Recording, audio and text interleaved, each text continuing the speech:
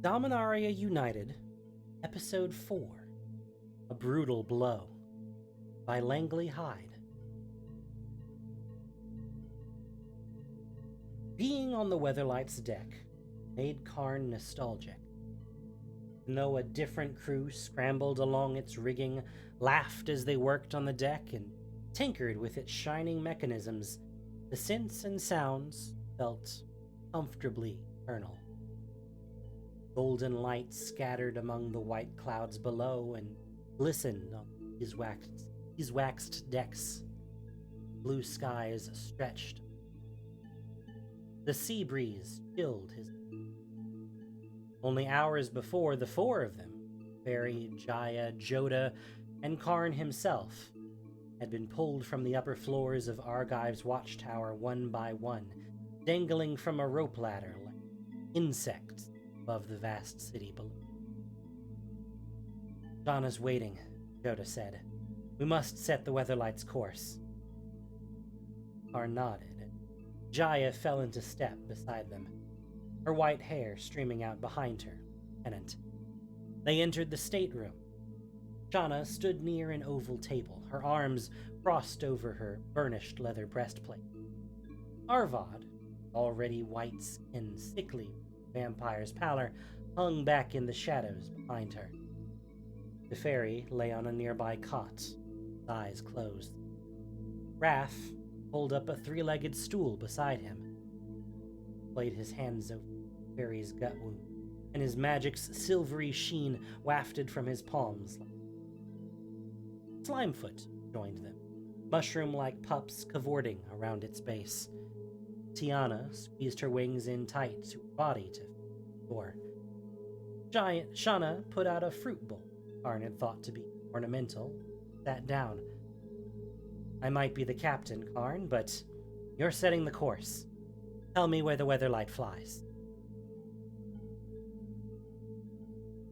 "We must force the Phyrexians into open warfare," Karn said, "before they gain in strength and convert more populations. We will do this by baiting them with the three things the Phyrexians want more than anything else: the Silex, the Mana Rig, and me." Jodah looked to Karn, worry brightening his eyes. "Risky plan. Defeat would mean losing Dominaria's most precious artifacts, and you, Karn. I don't like the idea of you in such danger." "I like some risk," Jaya said. "If we draw them out, win, we kill the Phyrexians at the root. Like ivy, you have to pull it early. It's established, it'll spread." "If the events at Argivia have taught us anything," Karn said, "it is that our forces are stronger together than apart. Phyrexian tactics rely on dividing us, on the secret work the sleeper agents can perform in the shadows. If we are separate, we are vulnerable. Together, less so." Still, our allies are stretched across all Dominaria. With Argivia fallen, the most powerful armed force on this continent is no longer ours, it's theirs. We have to recruit all the allies we can to make them. "So we split up," Jaya said. "We recruit allies and bring them to the Mana Rig." The crew from the Weatherlight had been quiet during this. But now, Raph sighed. Magic faded from his fingers. He looked up at Karn. "My sister will fight for you." "I'll seek out Danitha," Jaya decided. "Yavimaya has been attacked as well. The elves will help us. I can go to them to recruit them to fight at our side." "I will go to the Mana Rig directly," Karn said. "to speak to Joyra. I am the only one who has read and can remember the key I found to the Silex. I need to record that information for others to examine." Barry roused from it. "I'll go with you, Karn. I need time to recover. I can also recruit our Shivan allies while the Mana Rig and the Silex occupy." "You do not have good luck," Karn said, guarding to. I think I have excellent luck. I survived, didn't I? If we split up, Jaya said, her hair gusting around her face, how will we tell if any of us have been compromised? Sten didn't even know he was one of them. The scryer has difficulty focusing on Phyrexian, Karn said. If I cannot view you, I will assume you have been compromised. The good thing you don't sleep, Jaya said. Donna looked to her crew, who had been listening patiently. It's decided. Let's set sail.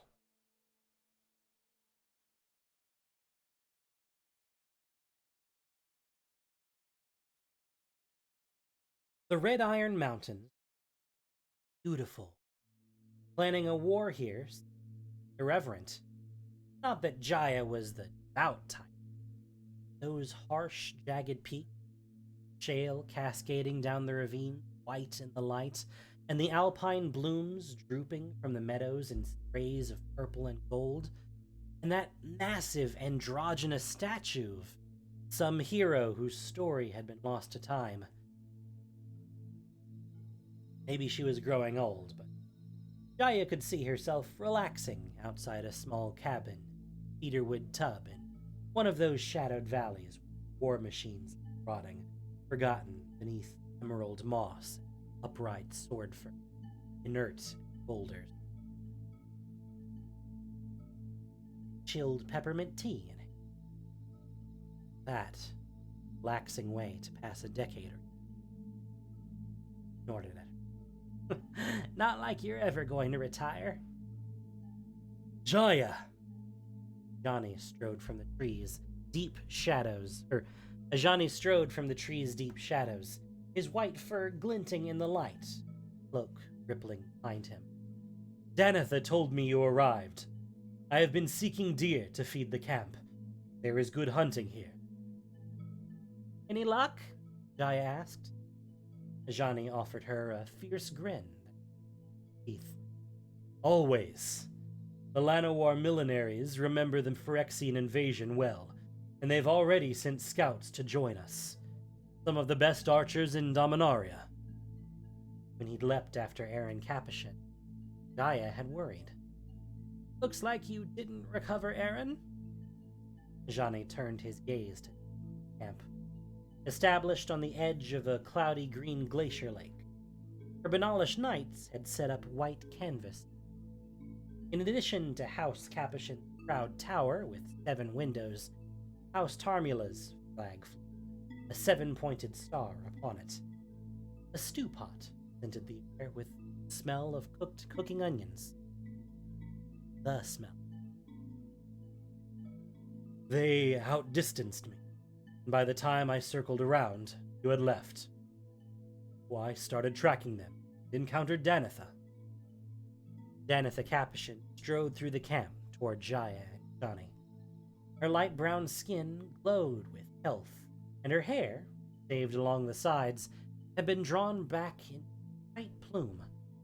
Her armor gleamed silver, ribbons of gold crossed across her chest, Gerard's sash, embedded with stained glass that gleamed in red, scarlet, yellow petals. I tracked the Phyrexians to a base south of you, concealed in some caves. My father must be there. Danitha turned to Jaya. Danitha Capashen, daughter of Aaron Capashen, heir to the House Capashen. And you are? Well, well. Well, well. It had been some time since Jaya hadn't been recognized. Jaya Ballard, Ajani cleared his throat, fights alongside Jodah the Eternal. Jaya snorted. Jodah collected nicknames like some little boys collected marbles. I'm here to invite you to bring reinforcements to Shiv. Any friend to Ajani is welcome here. But, unfortunately, I can't commit my troops to fight at Shiv till I've rescued my father. The delay is worth it, and if you would like to assist me, I would appreciate your help. If my father is alive, you'll have House Capashen's gratitude and knights to call upon. He's not. You'll have House Capashen's new leader. Jaya stretched her fingers, pulling flame from the air. The heat radiated across her skin. Well, one sure way to get someone out of a cave. Smoke.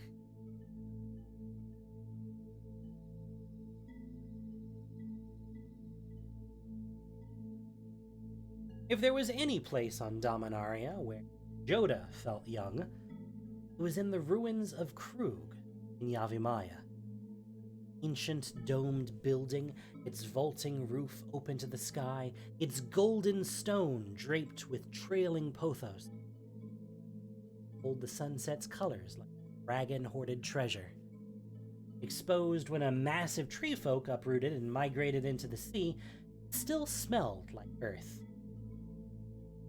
Jodah? Did not recognize the voice. A cerulean butterfly lit upon his shoulder. He moved to brush it away, and hesitated. An elf stared at him, her light skin dappled with gold around her bright, intelligent eyes. Even though Jodah could not have said why, she seemed young. She wore a warrior's leather armor, scarlet, ochre, and orange. Yet unlike the armor he'd seen on other Yavimaya elves, she'd integrated repurposed. You're Jodah the Eternal? Said. The Archmage Jodah? Jodah coughed. For some reason, with the elf staring at him, felt particularly self-conscious about the butterfly lazily beating its dinner plate-sized wings in his face. Elder Druid Jensen Carthalion. Oh, it's her. Elder Druid Jensen Carthalion told me all about you. Some people say there were many different Jodahs who took your name as a title. I always thought there was only one. I'm, here to negotiate with Maria, Jodah said, to recruit troops to fight for the new coalition at Shiv. You must be 4,000 years old. She looked him up and down like she'd look at an archaeological artifact. The butterfly flitted away.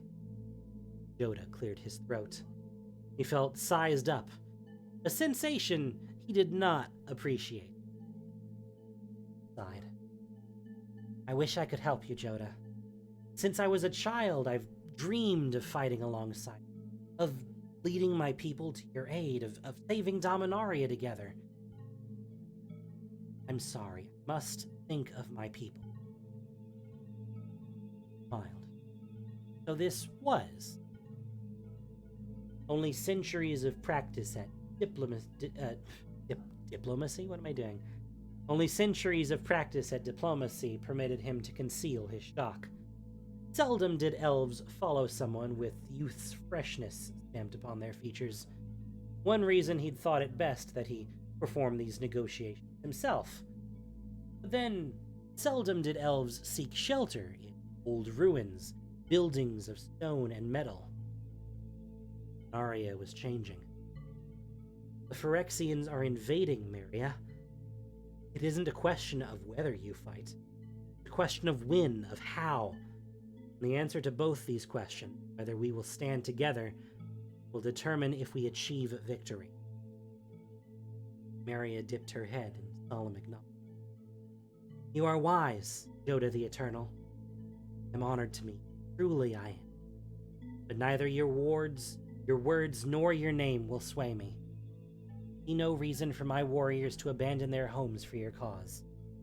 Yes, if the Phyrexians shadowed our canopy, we would fight. On our home ground, with the advantage. But travel to Shiv? No, think not. The Phyrexians can create sleeper agents. They can infiltrate, we know, Arius. But when Yavimaya allows my people to return, Multani will sort the good from the bad. Would you rather that the fight come here? Jodah said. Better to snuff the Phyrexian threat now than let Yavimaya burn. Maria's eyes glinted. She wasn't angry, she wasn't scared. She wasn't even implacable. She was amused. And this befuddled Jodah most of all. He wasn't used to being laughed at by someone a fraction of him. Very compelling arguments. Maria smiled, patted him on the shoulder. But Jodah could tell, as she turned away, that she'd made up her mind. Jodah had failed. Maria would not leave people to shiv.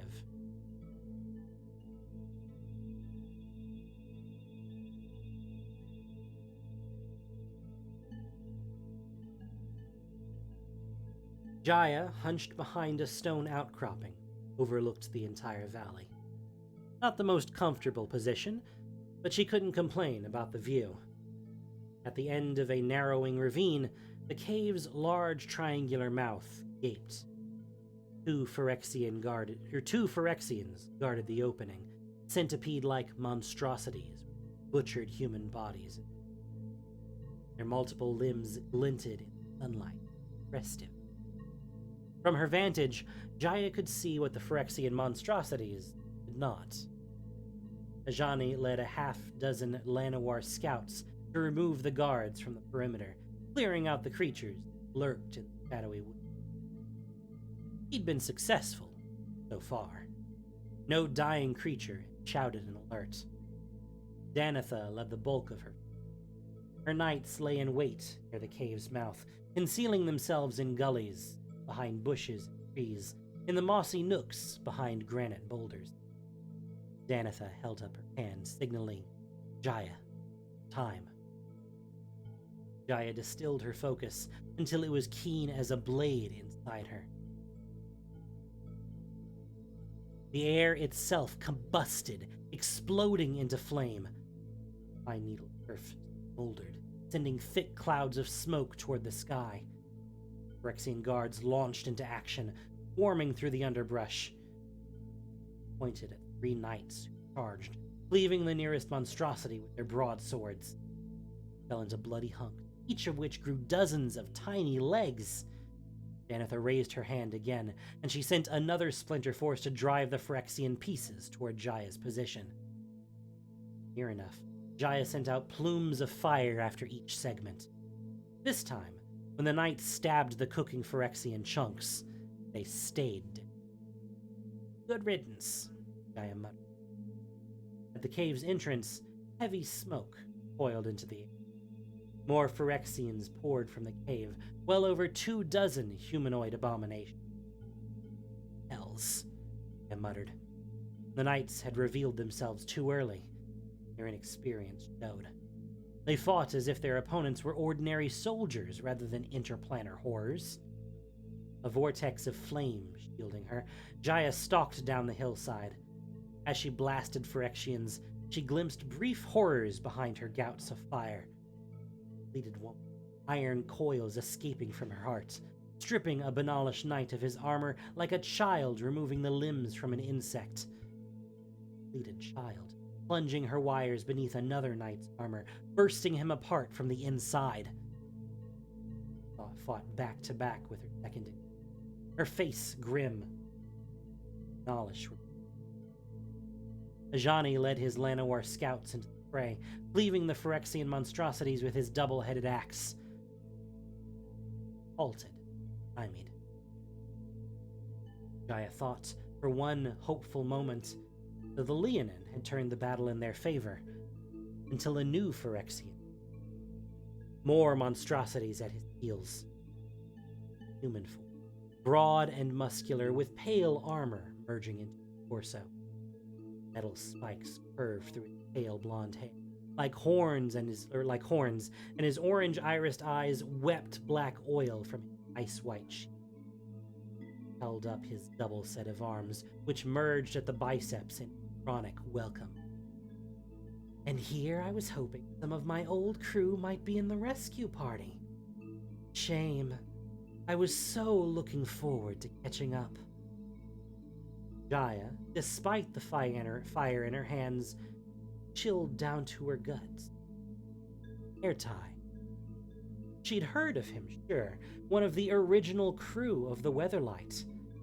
He'd been dead for centuries. and still had death's power, though some force reanimated his twitching features. His eyes terrible. It's such a pleasure to be back. And I have learned so much in my time. Would you like to see? And Aaron Capashen stepped from the cave.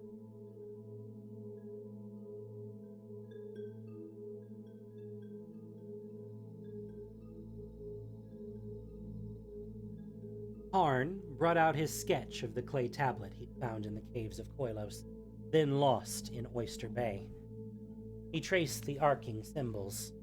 Though he could remember what he had found perfectly, he could not make sense of it.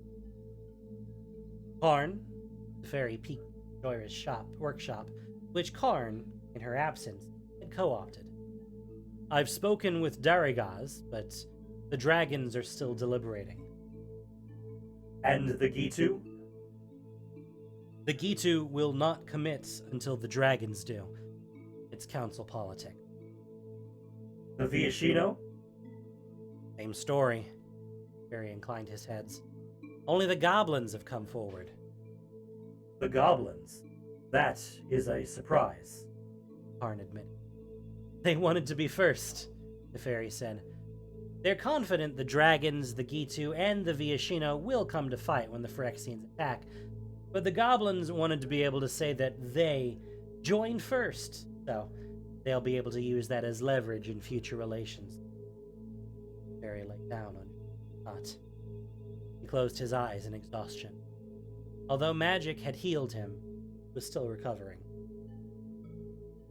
A screech broke the workshop's quiet, so loud that Joyra's thinner beakers shattered.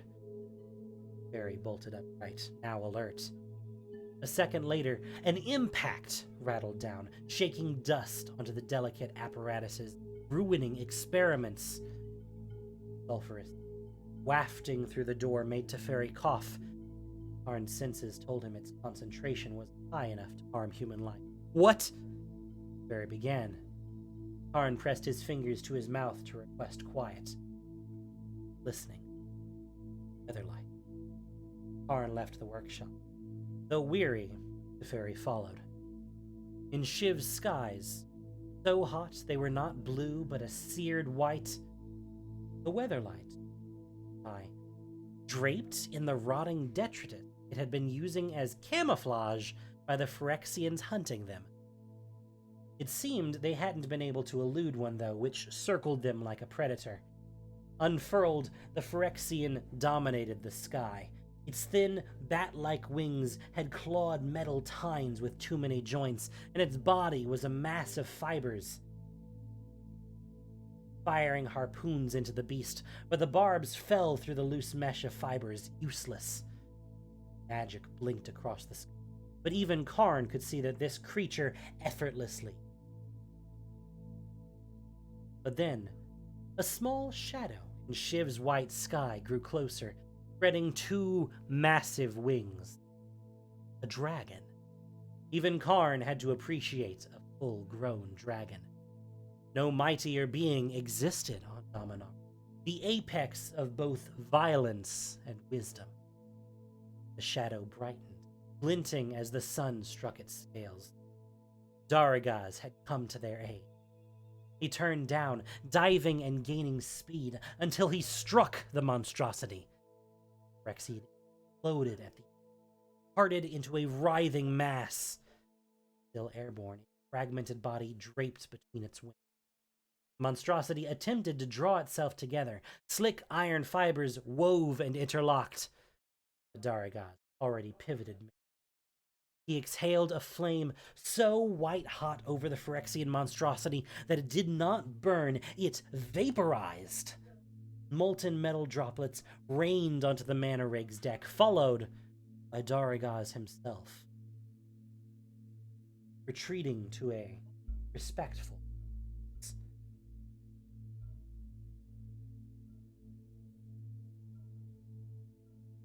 Planeswalker to Fairy. Darigaz bowed his head. I accept your proposal to fight here at Shiv. I will defend our skies. No doubt my brethren will join me, as will those from the other nations who have seats on the Shivan Council. The fairy strode toward the dragon. He bowed. We accept the allegiance of the dragons of Shiv. Respectfully, of course. Darigaz bowed his head, solemn. He flung himself into the sky, his takeoff an economy of power, and spiraled upward. In the silence, Joira slid down a rope from the Weatherlight's deck on the mana rig. Her owl swooped down, landed on her shoulder, its metal body gleaming in the sun. Well, that's a hard act to follow.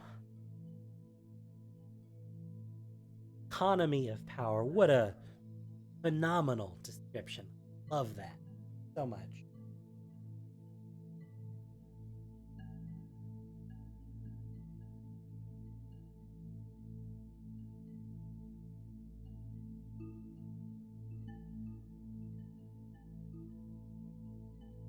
Aaron Capashen stepped out from the cave. Surgical lines on his face still had raw edges. They did not weep blood. Instead, black oil glistened. The lines did look artful, as if Ertai had carefully considered each arcing cut. Bones, then deliberately contrasted it with the jagged line across his forehead. But otherwise, Aaron seemed devastatingly. His expression, unlike the other Phyrexians, he seemed self-aware. He was still Aaron, and he knew what had been done to him, what it meant. His lips formed the words, "Please, don't look at me." But he did not, would not voice them. "Father!" Danitha's gasp was hoarse, yet so pained. Jaya wished she could provide some iota of... "What have you done?" Ajani demanded. "Sheoldred has taught me that beauty lies in change. It's a hard lesson when applied to oneself, but when applied to others, the beauty of change becomes more apparent. Its aesthetics a revolution. Watch." Aaron's face opened along the surgical incision lines, unfurling to reveal that his skull had been replaced with steel, his eye with a crystal lens, and that his brain lay protected beneath glass. Unlike other Phyrexian, Aaron's changes had a clockwork, each delicate mechanism ticking and whirring. It reminded Jaya of a star map. "My father is not your plaything!" Danitha's voice sounded flat with shock, but her eyes burned with rage. Broadsword, she stalked toward Ertai. Her father watched her with pained hope for what Jaya did not know. Oh, for Ertai watched with fascination. "Aaron, do your duty." Aaron lurched forward. He raised his hands jerkily and drew his sword.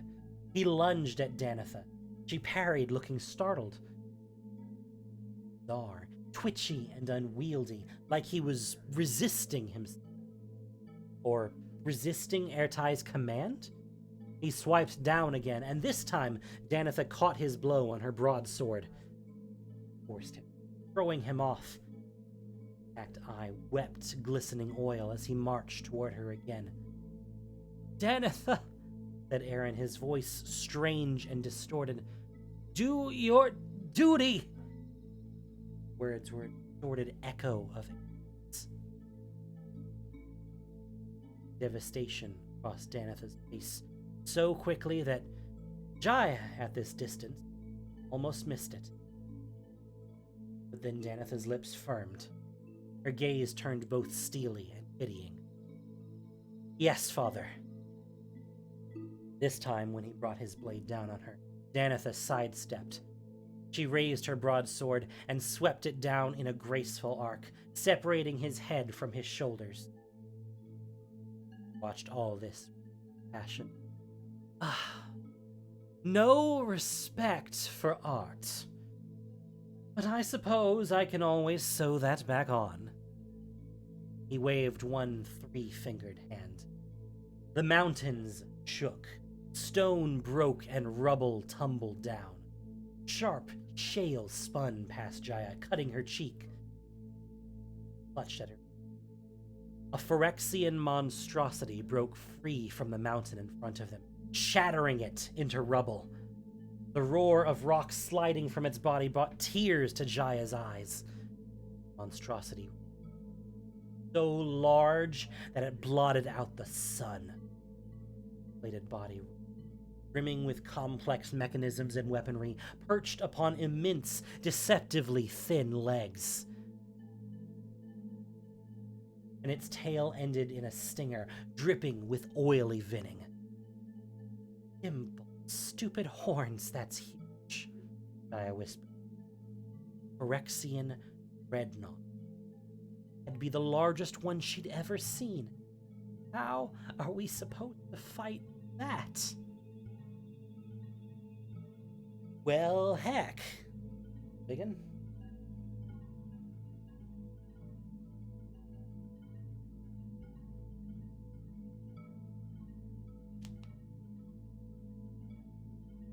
Maria paused, her head cocked.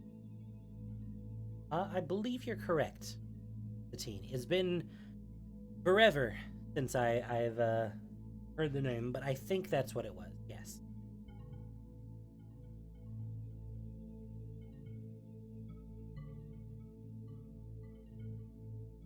Maria paused, her head cocked. Birds arrowed through the sky overhead, screaming. She watched them, a frown marring her forehead between her brows. Hoots boomed throughout the forest as monkeys shouted the alarm. Jodah even heard the coughing roar of some great forest cat. Maria turned to face him. Something's coming. She spun and ran out from the... Jodah fell into pace beside her. In the distance, tree branches rocked, shattered, exploding upward in a burst of greenery as a dragon engine reared into Yavimaya's vacant skies. Scene so vast. Its bronze skull glistened in the hot tropical, blotting out the sun. Its razor-edged back sloped away into the rainforest, longer than the ridge of a hill, and it waded through the trees, toward Jodah, Maria, and the elves. Dragon in serrated mouth gaped open in a voiceless roar. Rum was so deep Jodah couldn't hear it. He could only feel it, like a blow to his heart. The vibrations traveled through the shattering branches. Parrots dropped from the trees, stunned. All marsupials fell, eyes and noses bleeding. Jodah touched his face, pressing his index finger to the hot trickle. Tickled him. Two bled. Yavimaya elves emerged from their buildings, scrambling to arm themselves. Riders led their kavu from the treetops. One male elf stumbled from his cottage to hold an infant bleeding from its nose. Seeching. Dragon engine tore through the uprooting a tree. Maria gasped. It's destroying Magnagoths! Those trees have stood for centuries! Jodah began to catalyze his spells. He could feel the power rising within him, so brilliant that it poured from his skin, that it lifted him from the ground, that it cradled him. Hold all this magic at the ready. It was as integral to his being as his veins. Prepared himself. All around him, Yavimaya elves evacuated, dragging children and bundled belongings away from the fight. Jodah caught teary but brief farewells warriors told their offspring to be quiet and brave, embraced their partners, parting ways. Warriors astride Kavu clung to every tree branch, their bows, spears, and blades held at the ready. Spellcasters stood in phalanxes on the mossy turf, brighter than blossoms in their finery, their fingers interlocked, their lips already moving with chants to heal the retreating civilians. Maria gave Jodah an anguished look, led him to the forefront of her warriors. With one sweep, the dragon engine cleared the ground between itself and the Yavimayan village. Ancient trees crashed to the ground, splintering, the leaf-shaped houses upon their boughs crushed. Soil clouded the air, revealing a raw ditch between the Yavimaya and the dragon engine. The dragon engine had not only uprooted ancient trees so that their roots framed the battlefield, exposing dirt, it also revealed artifacts from the Thran city deep beneath the ruins of Krug. Groundwater pooling around the golden eye. I recognize that from my studies. Oh, that Jodah, that is our hope. Jodah couldn't determine which object Maria meant in the jumble, but that she had picked out one artifact from this distance was remarkable. Little wonder that the Yavimayans followed her. The dragon engine craned its head as if to look at their armed forces. Within its driver sat like a jewel, illuminated with a pale blue light. Even from this distance, Jodah could make out her, see the red light of her placed up. Barnes' description. Rona, her teeth were bared in a fierce smile. In an echo of Rona's own body language, the dragon engine opened, exposing its barbed jaws. Within its mechanized armor plates, the remains of small, rotting forest creatures hung suspended, oily ligaments. Butchered them to restore the dragon engine. Jodah's stomach turned. Archers! Cried. The Yavimayans loosed their arrows, but they were useless against the dragon engine's plates. Building it. And at this proximity, another roar wiped them out.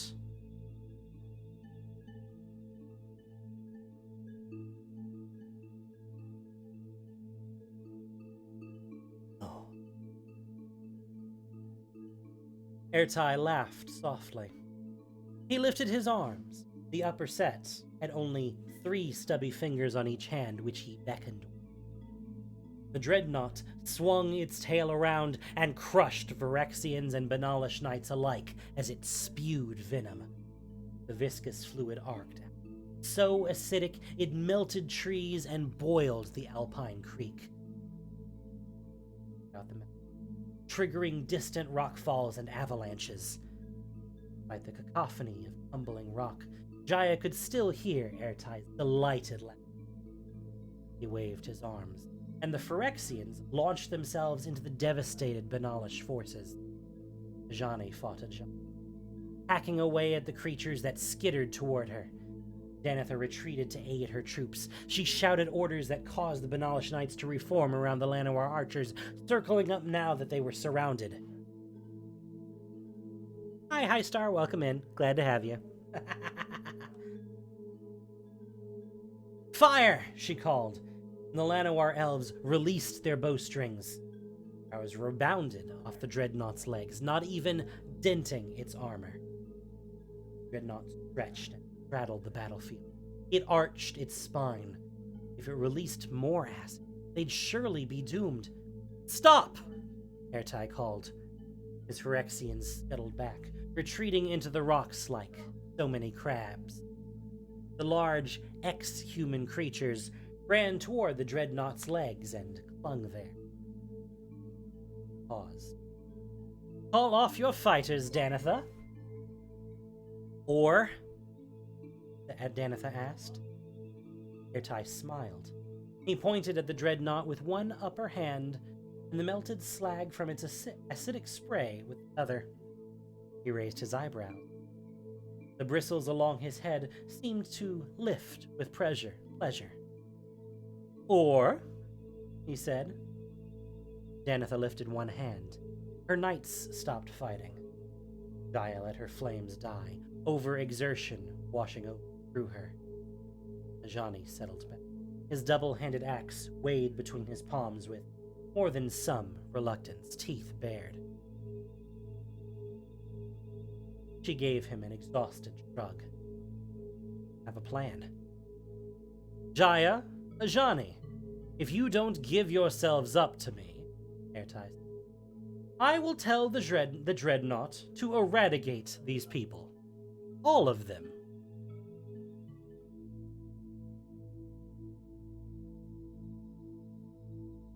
Jodah lifted his hands, raising his energy to form a protective barrier. The shield rippled from its brightest point, a white sheen that colored the air itself. Couldn't mitigate the effects of the dragon's booming roar, but he could soften them, even if his spell, however powerful, would only hold up beneath one blast. There! I need to reach that! Maria pointed at an uncovered Thran artifact that lay in the dirt between her troops' dragon engine. Touched Jodah on the arm and looked up at him carefully. Can you lead that shield there to protect my people while you come with me? Out on the battlefield, I mean. Jodah nodded. What was the nature of this artifact that Maria pinned her people's lives on it? Yes, I can do that. Maria raised her voice in a cry, which Jodah assumed meant hold, because he saw the archers shift from offensive to defensive postures, eyes wary. Nodded with satisfaction, and returned her attention to Jodah. Ready? Jodah stretched out his fingers and pressed them into the air. The spell shimmered in response, stabilized. Maria smiled at him, her face sharpened with intelligence and tapped her spear on the ground, and an intricate Thran tracery illuminated its length. Metal spurs shot out from one end of the and a translucent webbing unfurled between them. Here appeared to also function as a powered Thran glider. Maria threw one arm around him. Hold on tight! Jodah stiffened. Too late. The glider jerked them both from their feet. He found himself unceremoniously clinging to Maria as the glider drove them both through the air. They zipped through his magical barrier. It offered some resistance, flexing, but permitted them passage. Hot magic buzzed along their skin, shocking in its power. The glider took a sharp turn, then dived toward the earth, splashed down into a crater quickly filling with brackish water, right at the dragon engine's feet. Cover me, Maria said. Is that why I'm here? Jodah said dryly, but he readied his spells. He could still feel the shield they'd left behind him to protect the Yavimayan warriors, draining him. This did not stop him from summoning his reserves. I'll do my best. Good. Maria, heedless of the filth, dropped to her knees and started searching the muddy waters. It's here somewhere. I know I saw it. The dragon engine roared. Jodah flung up a radiant, protecting them. The sonic forces beat against both of Jodah's shields. He summoned more arcane force to meet and negate the concussive energy. The dragon engine's roar heightened, then died. Jodah's shields faded with it, and, exhausted, he fell to his knees. His entire body felt pummeled, like he'd stretched himself physically behind those shields to hold them. He didn't have it in him to do it again. The dragon engine craned its head toward them. Jodah had the nasty suspicion Rona intended to target both him and Maria more directly with the next blow. Hurry! Aha! Maria fished a silver globe covered in delicate golden Thran traceries from the muck. Found it! I knew I'd seen one of these. Maria's eyesight had to be exquisite for her to pinpoint and recognize a Thran artifact among the roots, dirt, and debris after the dragon engine. What is it? Twisted the globe, realigning the symbols into new configurations. lit up. Brightness raced along the globe's equator at a quicker and quicker pace. Recognize countdown. Doctor. How fast do you think you can get us out of here? Read his. Ready to portal. The effort winded him, even though he'd set the portal to transport them only a short distance, but he had already expended much of his strength in this battle. Felt like he peeled open that doorway in the air with his fingernails. Maria dove through, and Jodah leaped after her. He spun, held out his hand, and clenched it into a fist. The portal collapsed just in time. The Thran artifact flashed, a bright red light that saturated the landscape as if in warning, and then instead of a boom, there was silence. Between the Yavimayan elves and the dragon engine, a thin film seemed to have. But it wasn't a film, not really. On the one side, the side on which Jodah stood, the air was thick, cloudy pollen, dust the dragon engine had kicked up, and humidity. He realized color, not until he'd looked from an area with air to an area without it. The Thran weapon had created a spherical vacuum. The dragon engine stood in the center of it, and it roared and roared in absolute silence.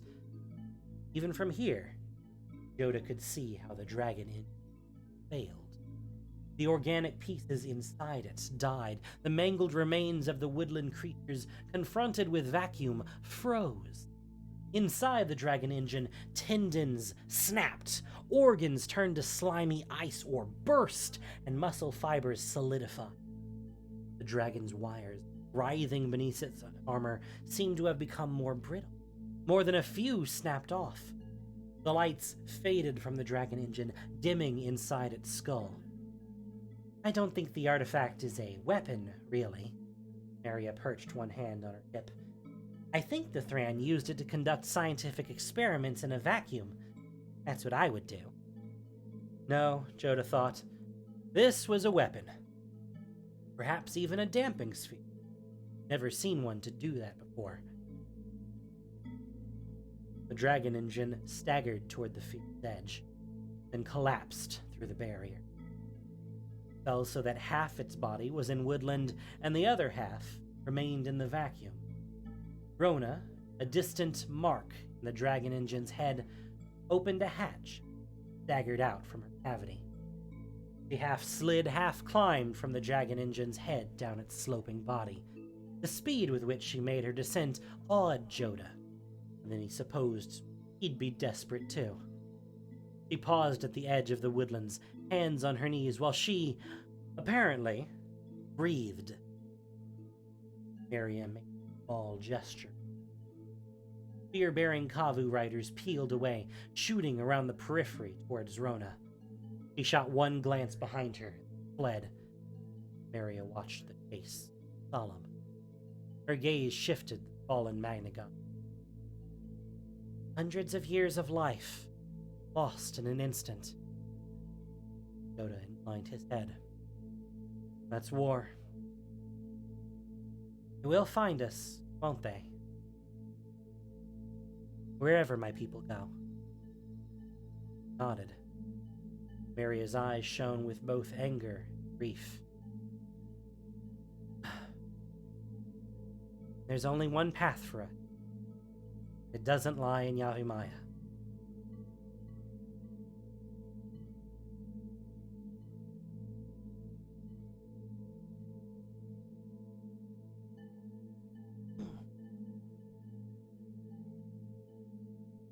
Why am I worried that you won't let them go even if I do hand myself over? Jaya said to Airtime. She straightened her shoulders. She didn't intend to give herself up, but she didn't have another plan either. Maybe if she got close enough, she could summon a molten lance, hear him through the heart, or superheat the air around Airtai's head. Something, anything that could get them out of this. A sweet breeze cleared the battlefield stink. It brought with it the clean scent of leather. The horizon began to brighten, the western horizon. Sheen. The air gained a peculiar, unearthly quality to it, as if its particles hummed with ancient tension. An immense but sleek golden ship tore through the mountain's rubble, rocks kicking up in the wake behind it, swooped in a circle around the Phyrexian dreadnought. Hundreds of Keldon warriors leapt from the ship, landing on the dreadnought's wide, scaly back, and they drove their blades and cleated boots into the creature's hide to secure themselves. Golden Argosy. Jaya had thought it had been lost to legend. Radha had mentioned that she'd found an artifact during the negotiations at Oyster Bay, but Jaya had never guessed Radha had rediscovered that ancient ship.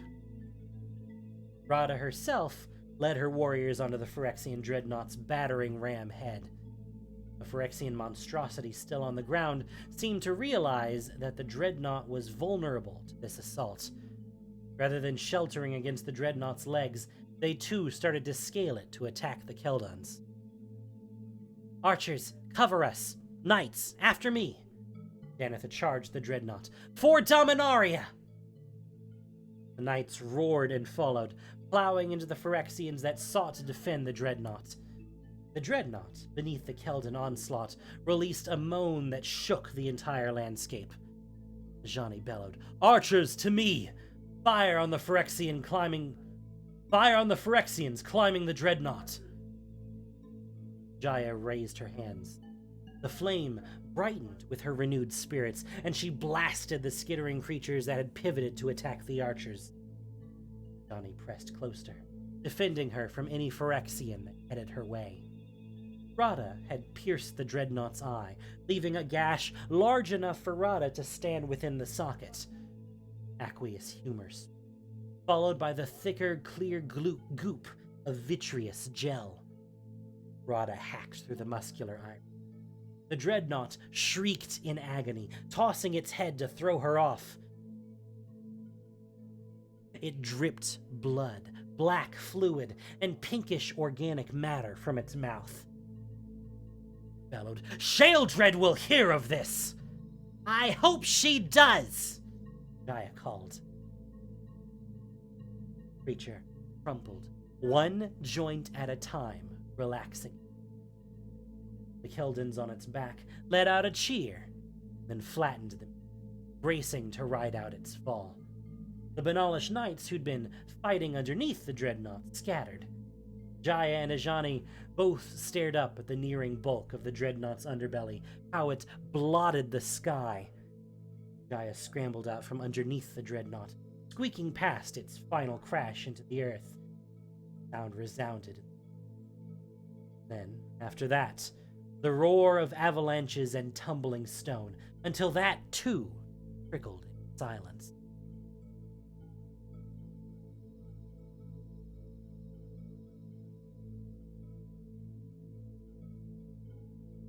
Karn looked up as Joira entered her workshop. "Hiding out here isn't the cleverest way to avoid me." Faced her. "I'm not hiding."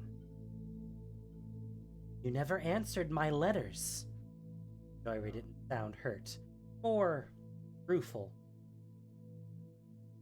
"You wish to speak about Venser?" Karn said. "I did not." "But you do now?" Karn dipped his head. "It was self-centered of me to be so consumed by my personal ramifications of Venser's sacrifice. He was also your friend." Joira tilted her. "Yes. I'm sorry too. I was grieving. You were withdrawing because you were too.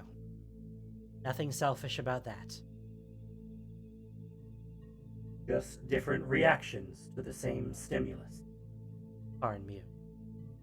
"Ah, I missed you." Joira laughed and embraced him.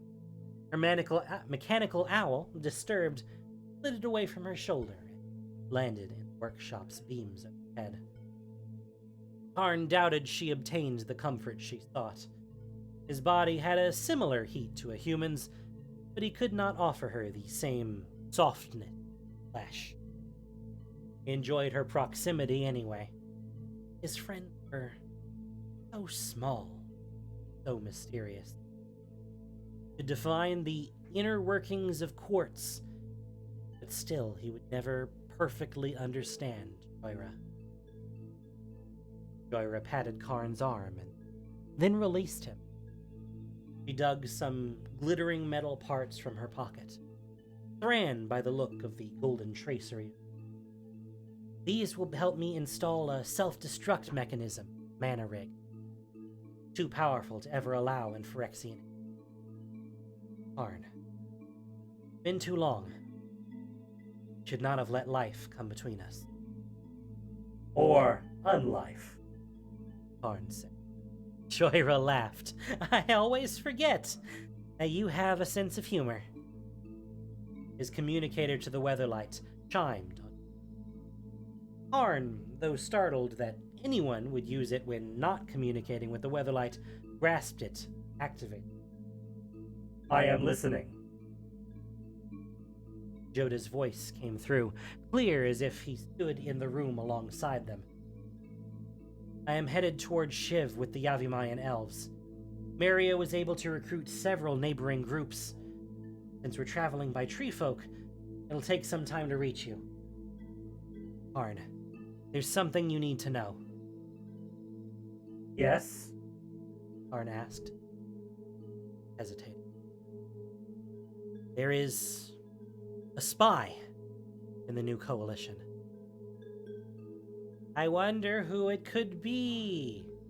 Shocked face. Unfortunately, we know already. The cards.